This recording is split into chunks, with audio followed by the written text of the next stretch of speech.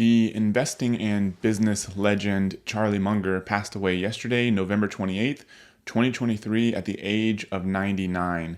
And so I thought it fitting that for today's episode, I want to recap the top 10 lessons I feel like I've learned from Charlie Munger, because a few years ago, I was looking for an example in business that I could model my own path and life after.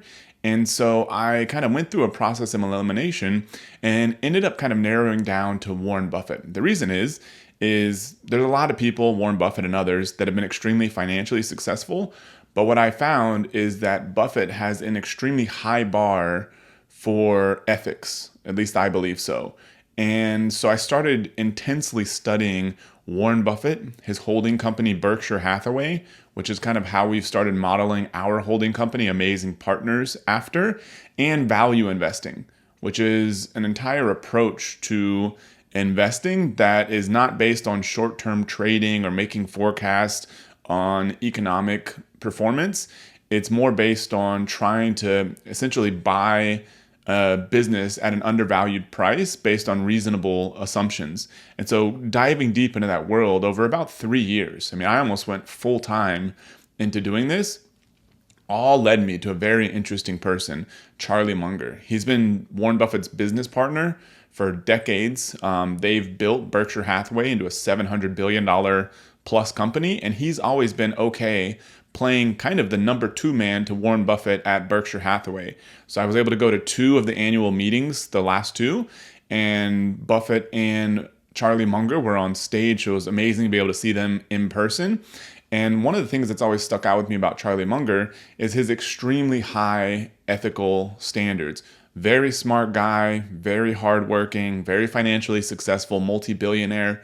But almost most importantly, combined with those, is extremely high ethical standards. So I kind of went back through my notes, and I didn't even have to open a book that I'll recommend at the end of this, but I just opened up my Google Docs, and I found I had about 50 documents where I had taken various notes. I was working on a book at one point, working on blog posts, taking notes on my own self-development, trying to become a better leader.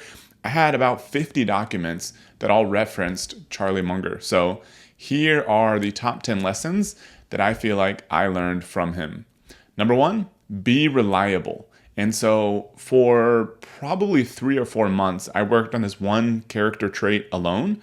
And so my goal, because I got this from Poor Charlie's Almanac, which I highly recommend you read, but he talked about, it was actually, I believe, his son that was commenting on Charlie Munger. So Charlie Munger wasn't even necessarily preaching about this. His son was saying, I learned this just by watching him. And so being reliable, that means showing up early, showing up on time. People have commented they would have a Zoom call with Charlie Munger and a handful of other people, and then the host would get there, 15 minutes early because they want to make sure technically everything is good, and Charlie Munger would already be there. And they had other people that would go meet him for lunch or something in Los Angeles where he lived, and he would be there an hour early, just reading the paper. And so always show up early and be reliable, which also includes fulfilling your duties well. He has a quote that's always kind of stuck with me that, especially being somebody that's very into marketing and has done a bunch of marketing, he says the best source of new business is the work that's already on your desk. And so it's easy to go out there, try to get new customers, new sales, new business, more marketing, but take care of the stuff that's on your desk. Because if you already have clients or customers that you can serve, make sure you do that well, because that's likely going to be the best source of new business for you. Number 2, his emphasis and lifelong example of voracious reading and learning. He has a quote that says, spend each day trying to be a little wiser than when you woke up. He was known to read 500 books a year. Some of the people closest to him have said that he would just be powering through, sometimes 2 a day. Now, maybe there's a lot of skimming and whatnot, but he spent the vast majority of his time reading and learning, even well into his 90s. And he's, also said, I didn't pull this one here, but some idea of like he's known nobody that achieved big success and is very wise without reading all the time. Because we can only learn so much from our own experience, but there are millions of books out there that we can pick up and find out what worked for somebody else, what was their life experience, so we can avoid some of their mistakes. He also says, This one, I like this one, and if you're an entrepreneur, you'll probably like this one too. He says, it's been my experience in life, if you just keep thinking and reading, you don't have to work. And I found this to be true as well. You get to do what you want to do. The more you read, the more you think, making money becomes less of a problem because you see how the whole piece fits together. Because making money is not that complicated. You have to find some sort of problem to solve, and a lot of times it doesn't have to be solved by you. And so the more you know, the more you can get paid just for your knowledge, just for being around. And then you get to spend all the rest of the time doing what you want. So extremely important, read a ton. Number 3, on patience, specifically when it comes to investing. So he has a quote that says, you make money by sitting on your assets. And so there's been a couple books that have been popularized in the value investing world. One, 101 in the stock market, another one called 100 Baggers. And so the general idea with those that Mr. Munger was getting at was a lot of the money you make is not in the buying and selling of stocks. It's just sitting there and letting them compound and compound and compound. I mean, there have been people in that world that have become billionaires just by buying Amazon early and not ever selling. They weren't a founder of the company. They weren't inside the business. They just found the business early. And even though it went up, 50x, 100x, 200x, they didn't sell. And now all of a sudden, they've got $1 billion in net worth. And so a lot of the money can be made just by sitting there and doing absolutely nothing, which can be difficult at times, which is why he always stressed this value of not needing to do this frenetic activity, especially when it comes to investing. Number 4, on non-diversification. There's literally a video clip from CNBC.com, one of the past Berkshire Hathaway annual meetings that I have bookmarked on my browser. It's a clip from, I believe, the 2008 shareholders meeting, and they were asking, like, what do you think about elite business school education? And then Charlie Munger kind of jumps in there, and he's like, they have it all wrong. He's like, they teach that the number one thing to do in investing is to diversify. And he says, quote, that's back-ass words. He says that the whole secret to investing is to put money where it's safe and wise to non-diversify. So he says diversification is for the know-nothing investor. Now, Warren Buffett would jump in and kind of say, not necessarily in that meeting, but the general idea that he said over the years, most people are not going to know anything. They shouldn't be managing their own money. Just put your money in an index fund. But if you are an investor, diversification is when you don't know anything. And so a lot of times in Charlie Munger's, the portfolios that he's managed, they would have, 4 stocks. And he says that's probably enough. And so non-diversification. Number 5, on delayed gratification. He says if you get up every morning and keep learning every day, and you're willing to go in for a lot of deferred gratification all your life, you're going to succeed. And so this is incredibly important. I've seen it, and this is a lesson that I have to keep kind of reminding myself and trying to learn, but I use him as an example, is even when it comes to social media, for example. A lot of times I've started and stopped on social media because I'm like, I'm not getting the results I want, in week 2. So forget this, I'm not going to do anything. Then all the social media profiles kind of tank, all your engagement goes down. And then a year later, I'm like, maybe I should give this a try. I can reach a lot of people, can help some people, share some good information, tips, advice that I think is as good or better than other stuff I see out there.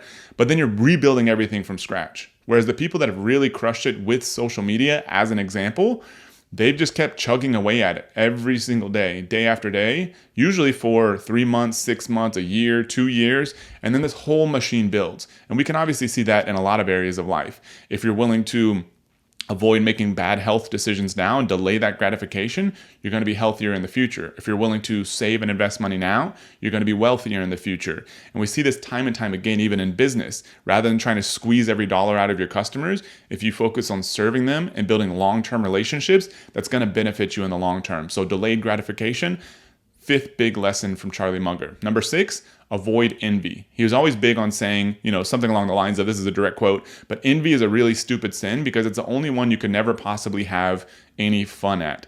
And so envy is something that I feel like I used to have a bigger issue with. And so it took a while. And he was an example of somebody who I kind of looked to as a guide to overcome it. And so sitting there kind of wanting what other people have. So greed is wanting more for the sake of having more. Envy is wanting what somebody else has. And so this is something that just kind of destroys your ability to think, probably leads to bad decision making in the short term and the long term. And so thinking, if you're feeling envy, it's not good. It's not a positive motivator. and doing everything you possibly can to overcome that. One antidote that I found to envy is you may be like, oh, I really want what that person has. Like I used to think this about Tony Robbins. I'm like, oh man, he's like, so out there. He does all these events, all these celebrities know him, makes tons of money, lives this great life, has a $40 million house in West Palm Beach, I think. And I'm like, man, I wish I had that. And so it's kind of envious of this. But then what I did, and I can't remember where I got this idea from, but I was like, okay, if I want what he has, I have to do what he did. And so I started looking into his entire history, read his Wikipedia page, and I already knew quite a bit about him because I followed him for years. And then I started backing into what is all the steps that he took to get there. It's like, okay, he was on infomercials for years and years and years. And then he was traveling 200-300 days a year, doing live events, doing paid speaking gigs, putting out CDs and DVDs and programs, and did that for 20-30 years. And then, he was making a lot of success in that process, but didn't really blow up until the end of, a couple decades of doing that. Then I'm like, okay, that is the path. Then those feelings of envy kind of go down because you're like, okay, he deserves it. Like more power to him. So if I want that, I've got to do the same thing and will be willing to put in the same time, effort, stress, public exposure, and all of that. And so I think that is a good antidote to envy, is really figuring out how they got where they're at. Number 7, integrity. He had a couple quotes that have stuck with me, especially on a business standpoint when it comes to developing products and doing marketing campaigns. First, he said, don't sell anything you wouldn't buy yourself. And so I used to just kind of throw out products. I don't think it was anything that was harmful to anybody, but I would sell these kind of natural weight loss supplements that were popular on Dr. Oz. That was one of my first businesses. And I never really believed in the product. I don't think they were hurting anybody, but it was not something I would buy myself. I thought people should just eat healthier and exercise. And so that lack of congruence made me eventually go away from that business and start moving into stuff that I would literally buy myself. For example, the coffee that we sell, I drink it every day.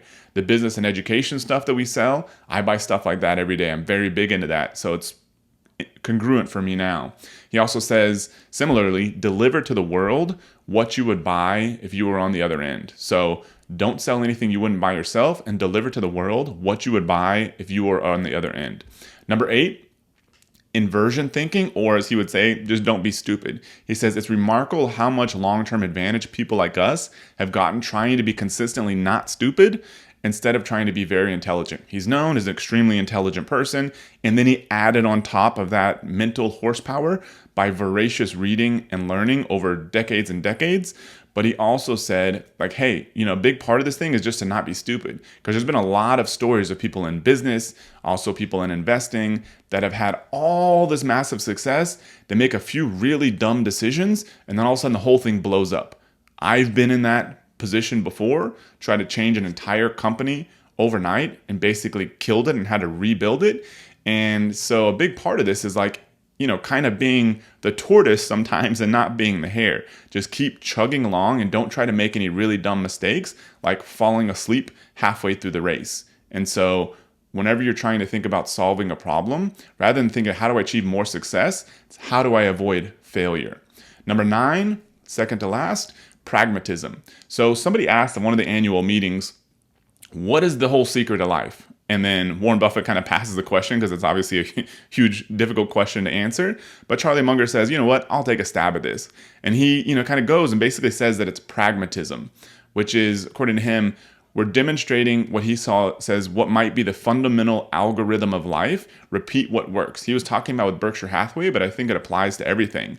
He said, rather than trying to reinvent the wheel all the time, if something works, do more of it. A lot of times, myself included, we're going to keep trying new stuff. But if you've got something that's working, this is what I tell people all the time when I'm advising business owners, like in our mastermind and other people that I'm kind of coaching. If they have something that's working to produce sales, before you go do anything else, don't add this new marketing channel, don't add this new product, don't hire this new person, do more of what's already working. Then go out there and try new stuff.